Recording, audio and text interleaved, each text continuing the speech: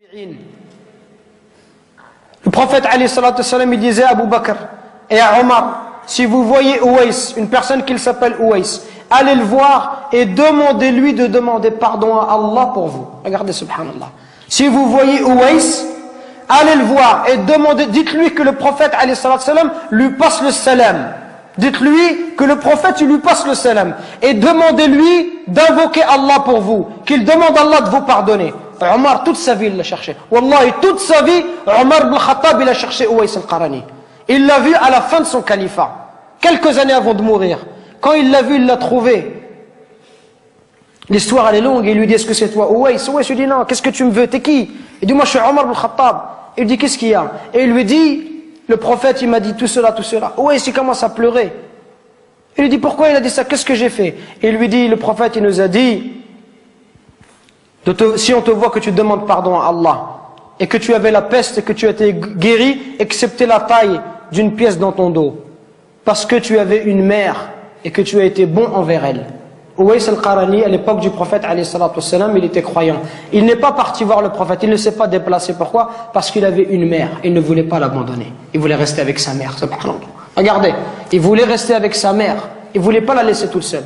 Pour ça, le prophète, alayhi salatu wassalam, a été informé par Allah Azza wa Jal que cet homme-là était un homme pieux.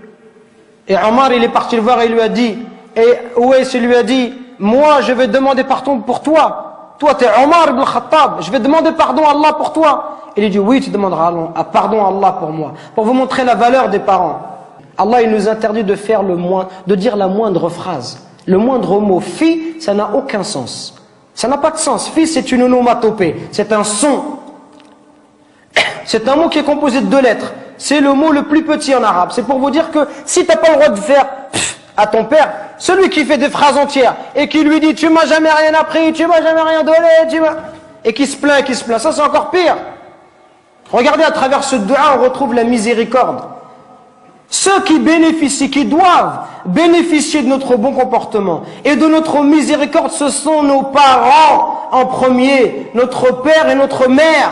C'est eux qui doivent profiter en premier. Nous aujourd'hui avec les frères, on est masha'Allah. Un frère te dit viens emmène-moi à Anvers, tout de suite tu l'emmènes à Anvers. Emmène-moi à Bruxelles, tu l'emmènes tout de suite. Par contre ton père te dit viens me rendre un service, tu lui dis j'ai pas le temps, ya abi, demain, après-demain. On n'est pas disponible pour nos parents, subhanallah. Regardez ce dua. Oh Allah, fais leur miséricorde comme ils m'ont élevé tout petit, subhanallah. Quand tu auras des enfants, tu vas comprendre, subhanallah. Quand ton fils il pleure la nuit, les parents ils dorment pas. Peuvent pas dormir, subhanallah.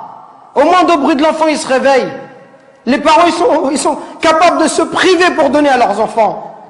Ton père, combien de nos parents, ils se sont levés, subhanallah, à 5 heures du matin, à 4 heures du matin. Ils ont fait même 2 travails, exprès pour pouvoir nous donner ce qu'eux, ils n'ont pas reçu. Exprès pour nous acheter des chaussures Nike ou nous acheter de la marque. Pour nous donner ce qu'eux, ils n'ont pas connu dans leur enfance. Eux qui sont venus à 13 ans ou 14 ans en France. Et nous, subhanallah, on n'est même pas capable de leur rendre tout ça. On doit être miséricordieux avec nos parents. On doit les aimer, leur montrer de l'amour. Quand ils sont vieux, on doit être auprès d'eux, leur accorder du temps. Mais nous, quand on est marié, on préfère notre femme, on préfère nos enfants. Même le pont, certains, si sa femme va se disputer avec ses parents, il va toujours prendre le parti de sa femme, subhanallah. Il va faire des cadeaux à sa femme, mais jamais à sa mère. Il va emmener sa femme, il va jamais emmener sa mère. Pourquoi est-ce qu'on est comme ça? Parce que notre cœur, il est devenu dur. Al-Hassan al-Basri, rahimahullah, le jour où sa mère, elle est décédée, il pleurait. On lui dit, ya Hassan, t'es un imam et tu pleures. Comment est-ce que tu peux pleurer? Il dit, je ne pleure pas parce qu'ils sont décédés, je pleure parce qu'une des portes du paradis s'est fermée. Et c'est la même chose qu'on doit se dire. Et Wallah, c'est ce que je suis en train de me dire moi-même.